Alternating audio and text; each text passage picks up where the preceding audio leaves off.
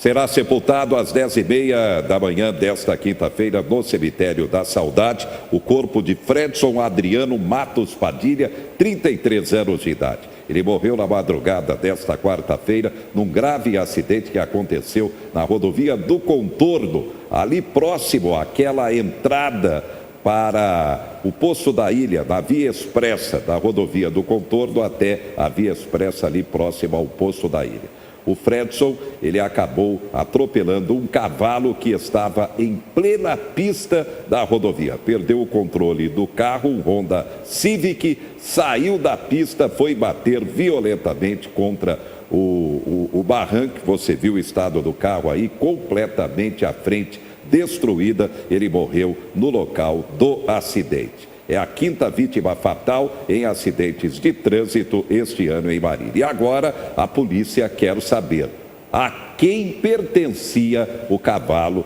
que também morreu em razão do impacto violento. Está aí. É a posse irresponsável de animais gerando a perda de uma vida de um jovem de apenas 33 anos de idade. E agora a gente fala sobre economia. A notícia é preocupante. Década 2010-2020, menor crescimento do país em 120 anos. Confira a matéria. O hobby de restaurar carros se transformou em profissão para o Cláudio depois que ele decidiu antecipar a aposentadoria há 2 anos. Por 4 décadas, ele importou e distribuiu peças de carros. Mas a crise econômica o fez desistir do negócio. Parte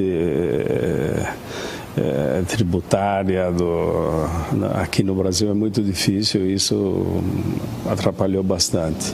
Um estudo da Fundação Getúlio Vargas aponta que o crescimento médio do Brasil nesta década deve ser o pior em 120 anos. Caso o PIB cresça em 2019 e 2020, de acordo com as projeções do Banco Central, a economia terá avançado em média 0,9% entre 2011 e 2020.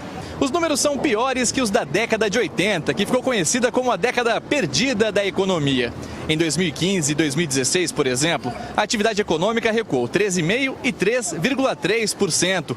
O país não tinha 2 anos seguidos de recessão desde 1929, ano da quebra da Bolsa de Nova York. A crise na Argentina, o principal parceiro comercial do Brasil no continente, é um dos fatores externos. Entre os internos estão a greve dos caminhoneiros e a disputa eleitoral no ano passado. Mas o principal motivo apontado no estudo é a desconfiança na solidez da economia, depois de sucessivos déficits nas contas públicas a partir de 2014. Com o aumento da dívida do país, quem tem recursos não sente segurança para investir. E isso afeta todo mundo. O emprego está faltando, né? Foi muito difícil arrumar emprego. Nos últimos 2 anos, o PIB avançou apenas 1,1%. A projeção de crescimento caiu de 3% para 2%. A retomada vem em marcha lenta. Para o autor do estudo, o caminho de recuperação passa pela redução dos gastos e aumento de arrecadação. O nosso grande problema macroeconômico do país hoje em dia é o fiscal e por isso que a reforma da Previdência é de fundamental importância para a gente conseguir voltar a ter um reequilíbrio fiscal e com isso o país poder voltar a ter crescimentos mais fortes no futuro. Outras reformas, como o desenvolvimento de negócios, reforma tributária, abertura comercial, também são de fundamental importância para o país voltar a ter um crescimento mais forte no futuro e com isso gerar mais empregos. Muito bem, aqui no estúdio para comentar essa matéria e essa informação divulgada pela Fundação Getúlio Vargas, o nosso convidado é o economista Eduardo Rino. Rino, boa noite. Boa noite, José Henrique, boa noite a todos. Concorda com essa projeção da Fundação Getúlio Vargas? Plenamente, José Henrique. É que a gente não olha muito para trás, a gente vê principalmente a área federal, concursos em cima de concursos, aumentando assustadoramente as despesas governamentais, que elas têm como origem os impostos que nós pagamos para altos salários, os nossos políticos aumentando as suas benesses e cada vez mais sobrando menos para poder investir. Nós temos já pela nossa Constituição, o orçamento praticamente engessado, pelas transferências obrigatórias que tem que ser feita, e a margem de investimento é muito pequena. Nenhum dos presidentes, desde a época de Fernando Henrique Cardoso, a não ser o Temer, que saiu recentemente, que apresentou uma proposta de reforma da Previdência Privada, porque ela vem crescendo assustadoramente, não pelo simples fato da maioria da população que se aposenta com um salário mínimo até 2 salários mínimos tivessem contribuído para isso. E sim a disparidade existente entre altos salários de aposentados públicos e dos políticos, que com uma legislatura se aposenta, tem renda vitalícia, tem assistência médica vitalícia e uma série de outros fatores que nenhum desses presidentes à época resolveu mexer com isso. Como eu disse, o único que mandou foi o Temer e que acabou não tendo aprovada, inclusive ela sendo bem diminuída da sua amplitude, que não resolveria o problema da grande crise fiscal que nós temos no nosso país. A gente percebe que a população empobreceu e agora o governo federal corta 30 bi do orçamento, menos para educação e saúde, e a Câmara Federal desafia o governo engessando o orçamento. O executivo terá menos poder nos gastos. E o presidente da Câmara Federal, Rodrigo Maia, acaba de afirmar que Bolsonaro está brincando de presidir. Tudo isso é muito preocupante, é claro, não, Rino? Sim, o reflexo disso é para os investidores interno e externo de aguardo. E enquanto você não tem algo sólido para mostrar que o país está mudando de direção, como a maioria dos eleitores assim se manifestou, com mudança inclusive da quantidade de deputados federais, estaduais, de senadores nas eleições passadas, os que se reelegeram ainda estão na política do toma lá da cá.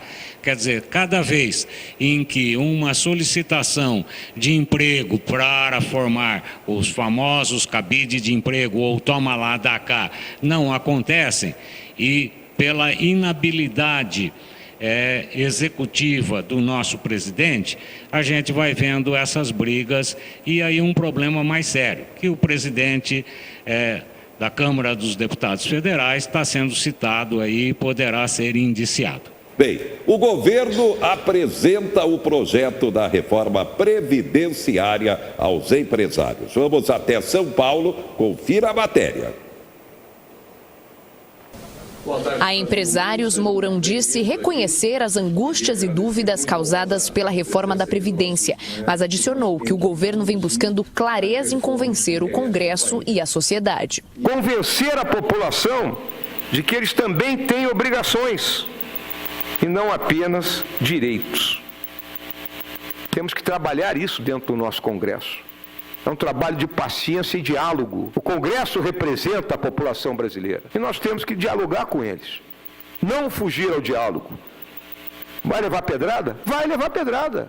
Mourão não comentou a crise de articulação entre o Planalto e os parlamentares. Falou em paciência para negociar o que tiver que ser negociado e defendeu a manutenção do BPC, o benefício de prestação continuada, no texto. Para se aposentar por idade, tem que chegar pelo atual sistema aos 65 anos, tendo pago no mínimo 15 anos de contribuição e vai receber só um salário mínimo. Por que ele tem que contribuir?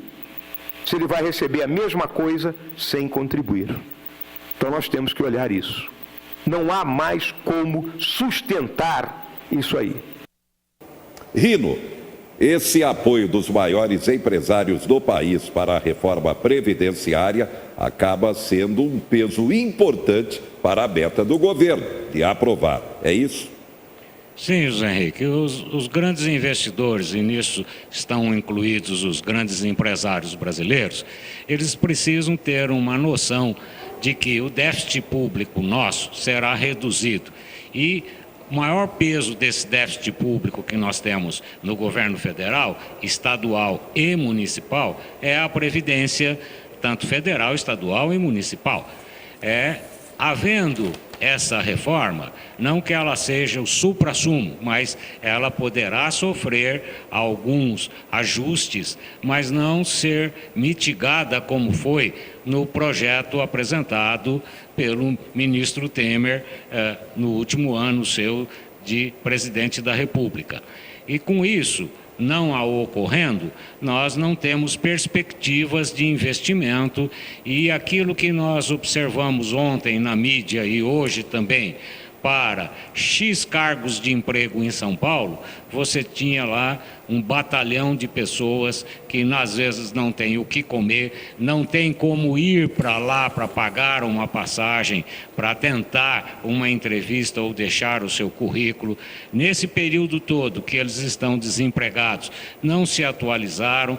Nós estamos aí vivendo a reforma 4.0 da indústria, e que vai afetar também a parte de serviços e a parte agrícola mais pesadamente também, né? Nós precisamos fazer com que essas pessoas sejam recicladas, para que eles tenham capacidade de ocupar as vagas que irão surgir. Hoje são poucas vagas que surgem por essa indefinição política por parte, na minha opinião, do Congresso, em não assumir a responsabilidade de todos nós que outorgamos a esses deputados e a esses senadores nos representarem para que votassem aquilo que fosse melhor para o país, independentemente de partido. Partido político é na época de eleições. Depois disso, nós temos uma nação. Então, é isso que está faltando para que a gente tenha abreviar os investimentos e demonstrar que nós somos um país maduro e que a população deixará de sofrer como vem sofrendo, tendo cada vez mais os seus recursos sendo mitigados ou por inflação, ou por falta de emprego, ou por ser a única renda da família. Daqui a pouco você confere nova regra para se liberar o crédito consignado. Polícia esclarece o crime bárbaro, assassinato da garota de programa em quarto de hotel em Marília. Servidores municipais entram em estado de greve. A gente volta já já.